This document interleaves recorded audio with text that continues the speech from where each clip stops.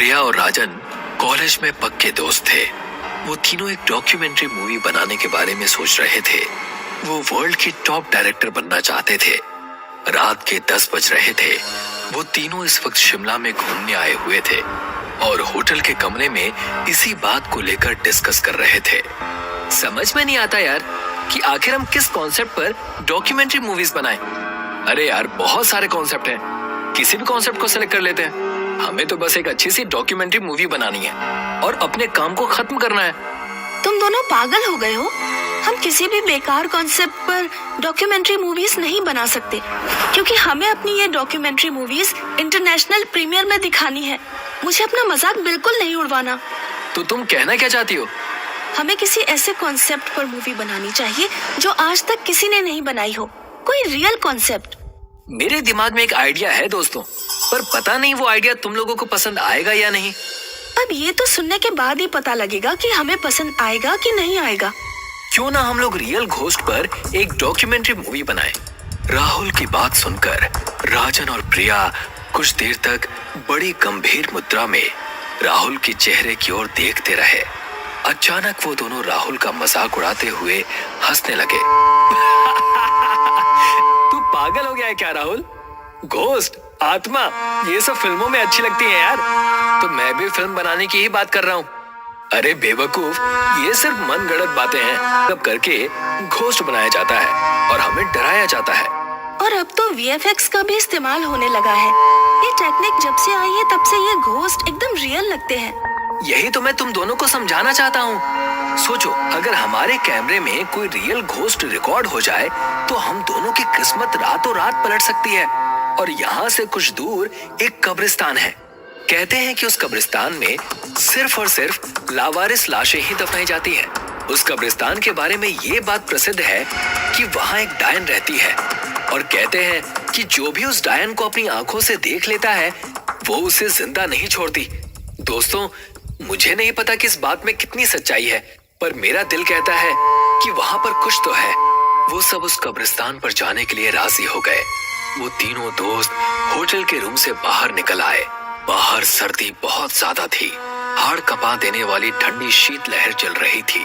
हल्की हल्की बर्फबारी भी हो रही थी। वो तीनों एक कार के अंदर बैठ गए। राहुल ने ड्राइविंग सीट संभाल ली और उसने अपनी कार की दिशा उस कब्रिस्तान की ओर कर ली। कुछ ही देर में वो उस कब्रिस्तान में खड़े थे। पता नहीं क्यों उस कब्रिस्तान के भयावता भरे सन्नाटे को देखकर प्रिया के शरीर के रोंगटे खड़े होने लगे। भयंकर सर्दी में उसके माथे पर पसीने की बूंदें टपकने लगी, मगर उसने इस डर को बड़ी सुंदरता से छिपा लिया। राहुल ने तुरंत वीडियो कैमरा निकाल लिया। राहुल अंधेरे में रिकॉर्डिंग करते ही कब्रिस्तान की गेट से होते हुए अंदर चला गया और उसके पीछे पीछे राजन और प्रिया कब्रिस्तान के अंदर चले गए, जहां घना अंधेरा था। मगर तीनों ने उस कब्रिस्तान के अंदर कदम रखा ही था कि तभी राहुल और राजन के कानों में प्रिया के दिल दहला देने वाली चीख टकराई। प्रिया, क्या हुआ तुम्हें? तुम चीखी क्यों? जल्दी से टॉर्च निकाल राजन। राजन ने तुरंत अपनी टॉर्च निकालकर जला दी, मगर उसने देखा कि प्रिया उसके सामने खड़ी हुई उन दोनों को सवालिया नजरों से देख रही थी। तुम चीखी क्यों? मैं तो बिल्कुल नहीं चीखी, बल्कि मैं तो खुद हैरान हूँ कि मुझे मेरी चीख क्यों नहीं सुनाई दी। मुझे लगता है कि यहाँ कुछ तो गड़बड़ है। एक तो हमें यहाँ पर खुद लेकर आया और ऊपर से अब बोल रहा है कि कुछ गड़बड़ है। तू सिर्फ रिकॉर्डिंग कर। अपने दोस्तों के कहने पर राहुल कब्रिस्तान के अंधेरे में शूट करने लगा। कुछ देर बाद राहुल ने अपने दोस्तों से कहा, ठीक है दोस्तों, चलते हैं। अब तो कंप्यूटर में देख कर ही पता चलेगा कि कैमरे में क्या रिकॉर्ड हुआ है। तीनों अपनी कार में बैठ गए। राहुल के चेहरे पर थकान झलक रही थी। क्या हुआ राहुल, तेरे चेहरे पर थकान कैसी? पता नहीं क्यों यार, जब से कब्रिस्तान से बाहर निकला हूँ मुझे ऐसा लग रहा है जैसे मेरे कंधे भारी से हो रहे हैं। कुछ ऐसा ही मुझे भी महसूस हो रहा है यार। लेकिन मैंने तुझे इसलिए नहीं बताया कि कहीं तू मेरी बात का मजाक ना उड़ाए। प्रिया, क्या तुम्हें भी ऐसा महसूस हो रहा है? मुझे ऐसा कुछ भी महसूस नहीं हो रहा। राहुल ने तेजी से कार अपने होटल की ओर दौड़ा दी। होटल के रूम में पहुंचकर राहुल अपने लैपटॉप से अपने कैमरे पर की हुई रिकॉर्डिंग देखने लगा। अचानक राहुल के मुंह से दर्द की वजह से हल्की सी चीख निकल गई। क्या हुआ? पता नहीं यार, बहुत सा बोझ महसूस हो रहा है, मानो किसी ने बहुत सारा वेट मेरे कंधों पर रख दिया है। अजीब बात है, कार के अंदर मुझे भी ऐसा ही महसूस हो रहा था, लेकिन अब मुझे बिल्कुल सही महसूस हो रहा है। टेंशन मत ले, मेरे पास पैरासिटामोल रखी हुई है, उसे खाकर सो जाना, तुझे आराम मिल जाएगा। लेकिन सबसे पहले रिकॉर्डिंग को देख लेना चाहिए। होटल रूम में आते ही प्रिया बाथरूम में चली गई। राहुल और राजन ने लैपटॉप की स्क्रीन पर नजरें गड़ा ली। तभी उन दोनों को लैपटॉप में कुछ ऐसा दिखा कि उन दोनों के गले से डर के कारण एक जोरदार चीख निकल गई। उनकी आंखें डर और दहशत से फटी फटी रह गई। वो दोनों एक दूसरे के चेहरे की ओर हक्का बक्का होकर देखने लगे। दरअसल उन दोनों ने देखा कि जैसे ही वो कब्रिस्तान में एंटर हुए, एक बेहद भयानक दिखने वाली स्त्री प्रिया को अपने पंजों में उड़ाकर ले गई। उन दोनों ने लैपटॉप में देखा कि वो कब्रिस्तान में अकेले नहीं थे।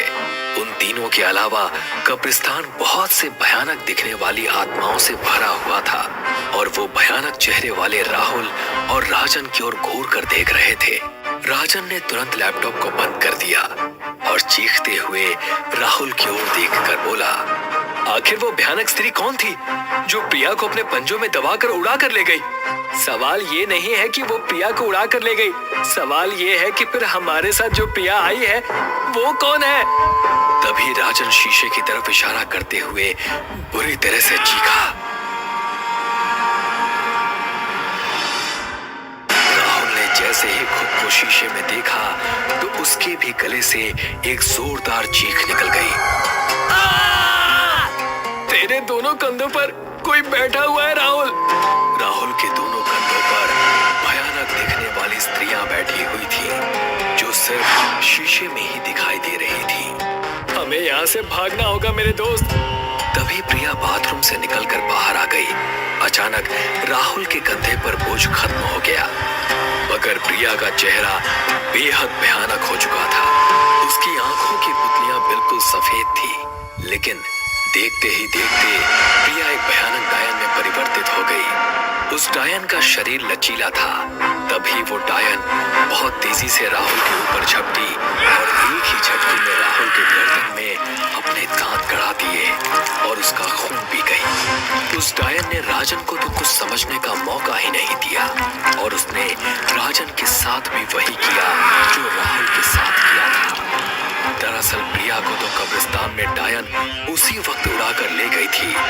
प्रिया की लाश तो कब्रिस्तान में ही पड़ी हुई थी। कुछ ही सेकंड में वो डायन हवा में गायब हो गई। अगले दिन पुलिस को होटल में राहुल और राजन की लाश मिली। पुलिस इंस्पेक्टर करण अपने हवलदार से बोला, इन दोनों की लाशों की हालत देखकर लगता है जैसे कि इन दोनों को किसी जंगली जानवर ने मारा है, मगर इस 5 स्टार होटल में जंगली जानवर कैसे आ सकता है? इन्हें किसी जंगली जानवर ने नहीं मारा साहब, ये जरूर उस कब्रिस्तान में वीडियो शूट करने के लिए गए होंगे। कुछ देर पहले मुझे सूचना मिली है कि उस कब्रिस्तान में प्रिया नाम की लड़की की लाश पाई गई है। उसके शरीर को भी चीर फाड़ कर रख दिया है। वो इन दोनों के साथ शिमला आई थी। सारा शिमला जानता है साहब कि वहाँ एक डायन का राज है। तुम ये बात दावे से कैसे कह सकते हो? देख नहीं रहे साहब, सामने कैमरा रखा है, लैपटॉप बंद पड़ा है। जरूर ये दोनों कैमरे में उसी डायन को रिकॉर्ड करके ले आए होंगे। अगर ऐसी बात है तो फिर मैं वो वीडियो रिकॉर्डिंग जरूर देखूंगा। ऐसी गलती मत करना साहब, नहीं तो आज की रात तुम्हारी भी आखिरी रात होगी, क्योंकि वहाँ कुछ तो है। हवलदार की बात सुनकर ना जाने क्यों इंस्पेक्टर करण के डर से रोंगटे खड़े हो गए और फिर कुछ दिन बाद पुलिस ने फाइल क्लोज कर दी।